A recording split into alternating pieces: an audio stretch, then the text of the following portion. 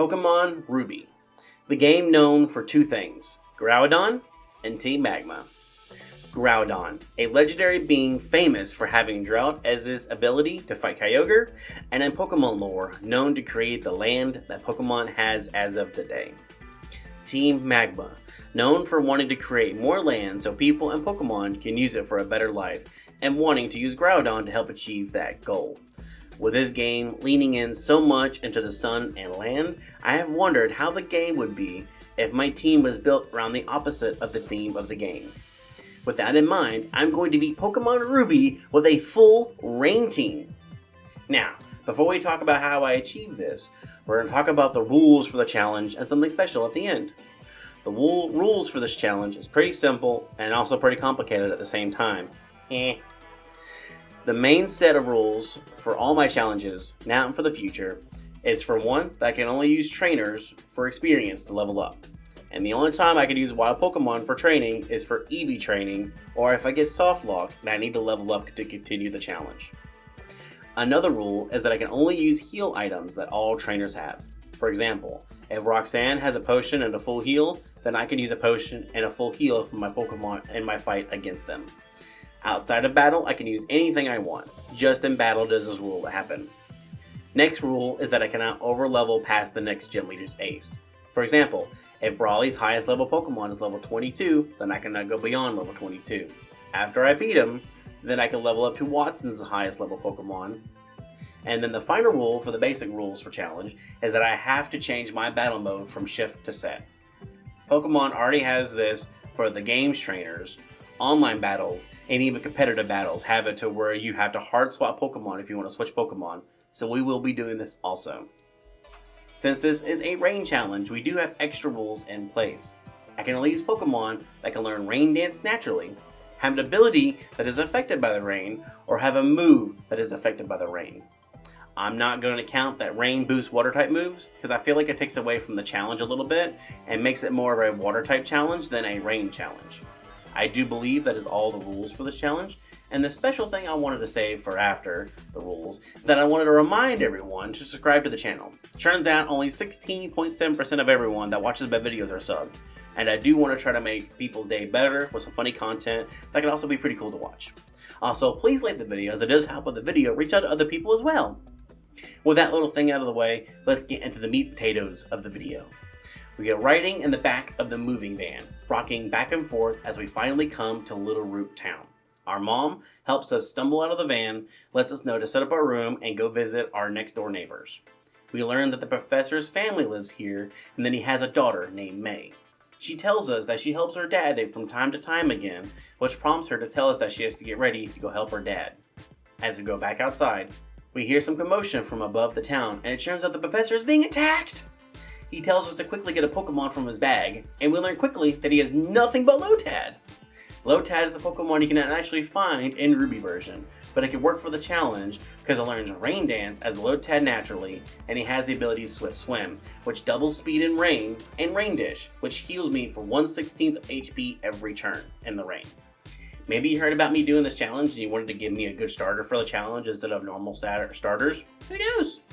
But we pick a Lotad, which luckily turned out to be female, and we'll explain that later on in the challenge. And we managed to make the Poochyena flee away from us, letting both Professor and I make our way back to the lab. We nickname our Lotad Lily, and we learn that May is above Odell Town in Route 103. We make our way up there, and we learn very quickly on how May is able to help out her dad. She has a Mudkip that has Torrent, which powers water-type moves and low HP, and it knows Tackle and Growl. This thing was a menace. It took poor Lily about 5 times to finally take down the Mudkip. We ended up having the same speed, and Tackle did decent damage, while Lily only had Astonish and Growl. Only strat to be had was to growl the first 2 turns, and then try to get crits or flinches with Astonish. Since they had the same speed, it was always a speed tie to determine if I can get a flinch or not, and then it was a roll to see if I can get a crit or not. After the 5 times, we were finally able to take down May. We both went back to the lab to receive our Pokedex and some Pokeballs. Our mom also gave us a last word before we started our journey, saying that we should show our dad our new Pokemon. As we make our way towards Petalburg, we do come across our first hurdle in this challenge. and it being the first trainer in the game. This youngster has a Zigzagoon, which normally isn't a problem, but is one now. Lotad only has Astonish for damage, and it's a ghost type move, so it can't hit the normal type Zigzagoon. And we can't just level up Lotad, because there is a Pokemon that we can catch within the rules that can help us beat the Zigzagoon. The Pokemon's name is Surskit. Yeah. Surskit. It has the ability Swift Swim, which lets us catch it, and it knows the move Bubble so it can damage the Zigzagoon.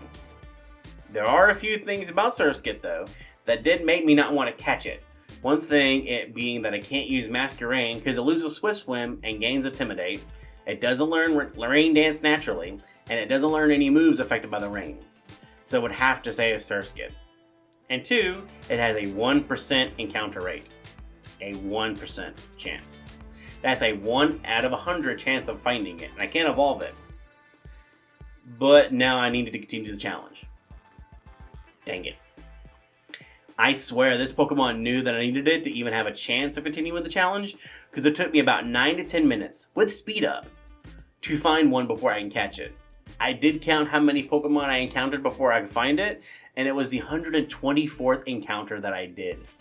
I managed to find 10 routes before I could find Surskit, which routes does have a 4% encounter rate instead of the 1, but I always remember finding Surskit a lot and taking forever to find the routes whenever I was a kid. Comment down below if you also felt like this whenever you were very younger. We managed to catch it, and then we could take on the youngster. We lead with Lily because we want to use Growl and lower its attack so that way Surskit lives because it's only level 3 versus level 5 Zigzagoon, and we decided to let Lily go down so that way Surskit comes in for free. Surskit, or Spider, comes into the battle. It can only bubble and dream. We managed to lower the speed of the Zigzagoon, which helps Spider outspeed. We managed to lower the speed of the Zigzagoon, which helps Spider outspeed to help it deal damage before the Zigzagoon. They also went for a few Tail Whips and Growls, which didn't really help because Bubble is water and water is special type. And the Tail Whips do matter a bit because it helps the enemy cause more damage, but it wasn't detrimental because Spider was finally able to take down the Zigzagoon. It took us so long to find the Surskit, and the battle was very sketchy because we couldn't level up Surskit higher than level 3, and we had to take down a level 5 Pokemon. But Spider was able to pull through. It emerged triumphant. And then we immediately boxed it because the next battle was Wurmples. Lily was able to take them down and learn Absorb, which let Lily his normal type, so we did not need Spider anymore.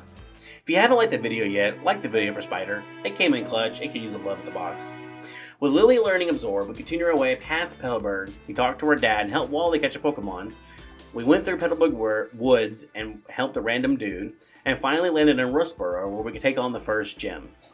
The Rustboro gym is a rock-type gym, which is good for Lily, and the leader is Roxanne. She has a Geodude, rock, ground-type, ability Rockhead, which lets you not take damage from recoil on certain moves, and it knows Tackle, Defense Curl, Rock Throw, and Rock Tomb. And her other Pokemon is her Ace Nosepass, rock-type, which, Sturdy for Gen 3, lets you live on 1 HP from one-hit KO moves, and it knows Tackle, Harden, Rock Throw, and Rock Tomb. We take down her Transform experience, which does make Lily want to evolve, and we don't want to do that because we need Rain Dance as it learns later and only in the Lotad. And then we're prepped for battle with Roxanne. She leads her Geodude, and we use a Bullet Seed that we got from outside a flower shop that is connected to the Petalburg Woods, which almost knocks out the Geodude. We manage to dodge the Rock Tomb, and we use a Zorb to take it down the Geodude after she uses the potion. Nosepass comes out quickly, and he uses Harden to try and raise his defense while we just lay into it with Bullet Seed. He manages to do some damage with Tackle and a lot of damage with Rock Throw, but Lily was able to use Absorb to take down the Nosepass and earn us the Stone Badge, giving us the first badge in this challenge run.